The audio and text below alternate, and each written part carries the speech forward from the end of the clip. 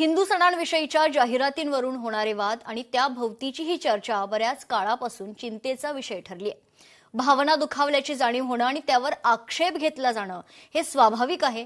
अनेकदा जाहिरातींमध्ये सामाजिक संदेश आणि आधुनिकता दाखवण्याचा प्रयत्न केला जातो, मात्र हे करताना धार्मिक परंपरांचा आणि सणांच्या मूळ भावनेचा योग्य आदर राखला गेला नाही तर लोकांच्या धार्मिक भावना दुखावतात आणि त्यावर अनेकदा समाजामध्ये तेढ निर्माण होत आहेत। पाहूयात।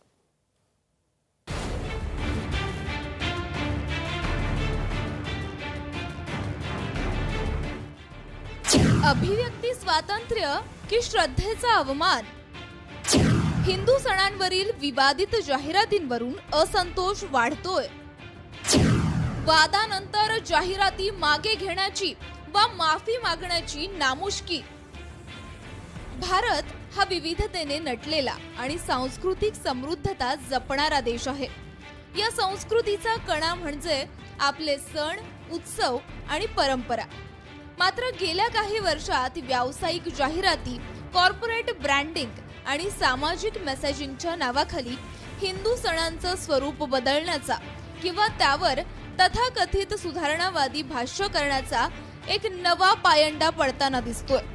नुकताच रक्षाबंधन सणाशी संबंधित एका दागिन्यांच्या ब्रँडच्या जाहिरातीवरून निर्माण झालेला वाद हे त्याचं ताजं उदाहरण आहे।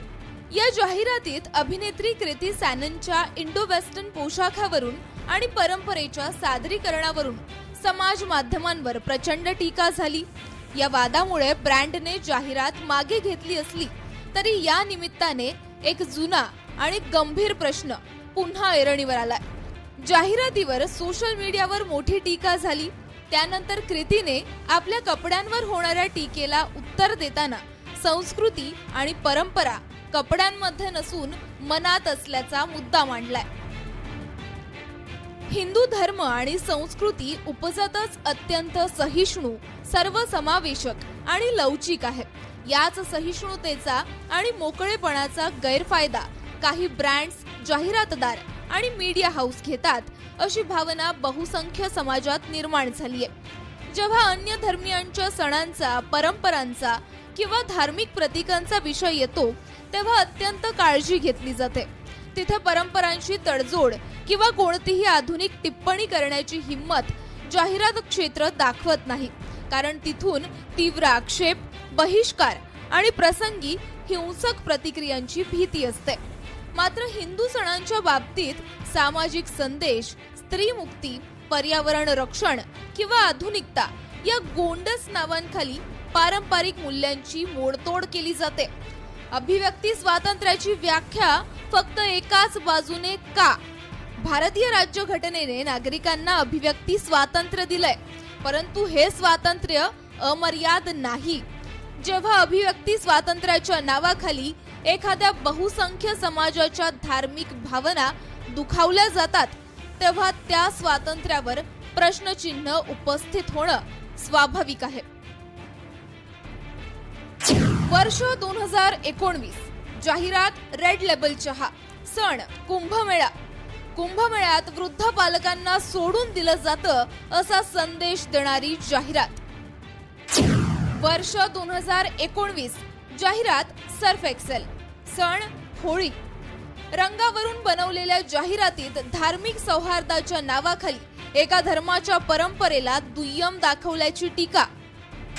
वर्ष 2020, जाहिरात तनिष्क, सण आंतरधर्मीय विवाह। हिंदू सणाच्या पार्श्वभूमीवर दाखवलेल्या जाहिरातीवरून लव जिहादला खतपाणी घालण्याचा आरोप। वर्ष 2021, जाहिरात फॅब इंडिया, सण दिवाळी। दिवाळीला जश्न-ए-रिवाज असं नाव देत हिंदू सणाचं उर्दूकरण आणि सांस्कृतिक अपहरण केल्याचा आरोप।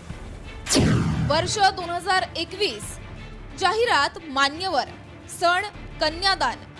कन्यादान या विधीला कन्यामान असं नाव देऊन परंपरेला मागासलेलं दाखवण्याचा प्रयत्न। वर्ष 2021, जाहिरात सभ्यसाची, मंगळसूत्र कलेक्शन। मंगळसूत्राच्या जाहिरातीत अति बोल्ड आणि अश्लील सादरीकरण केल्याचा आक्षेप। वर्ष 2021, जाहिरात डाबर फेम, सण करवा चौथ, समलैंगिक जोडप्याचा करवा चौथ दाखवल्यानं पारंपरिक विधींच्या विडंबनाचा आरोप. वर्ष 2026, जाहिरात गिव्हा, सण रक्षाबंधन, अभिनेत्री कृती सॅननचा आक्षेपार्ह पोशाख आणि धार्मिक विधींपेक्षा मॉडर्न ट्रेंडवर दिलेला भर. या सर्व घटनांवरून एक स्पष्ट होतं की जाहिरात जगतामध्ये एक प्रकारचा सिलेक्टिव्ह अप्रोच पाहायला मिळतोय. हिंदू धर्म हा परिवर्तनशील आहे आणि त्यात काळानुसार बदल स्वीकारले जातात. हे खरं असलं तरी बदल आणि अवमान यातील पुसट रेषा ओलांडली जाते तेव्हा असंतोष उफाळून येतो. हिंदू समाज हा सहिष्णू असला तरी आपल्या संस्कृतीबद्दल अधिक जागरूक झालाय. सोशल मीडियाच्या युगात अशा जाहिरातींवर केवळ टीका होत नाही तर थेट आर्थिक बहिष्कार टाकला जातो, ज्यामुळे कंपन्यांना नमतं घ्यावं लागतं आणि जाहिराती मागे घ्याव्या लागतात. आता कृती सॅननची जाहिरात कंपनीला मागे घ्यावी लागलीये. त्यामुळे अशा वादग्रस्त विषयांना समाजापुढे का आणलं जातं, हाच खरा प्रश्न आहे. ब्युरो रिपोर्ट, लोकशाही मराठी, मुंबई.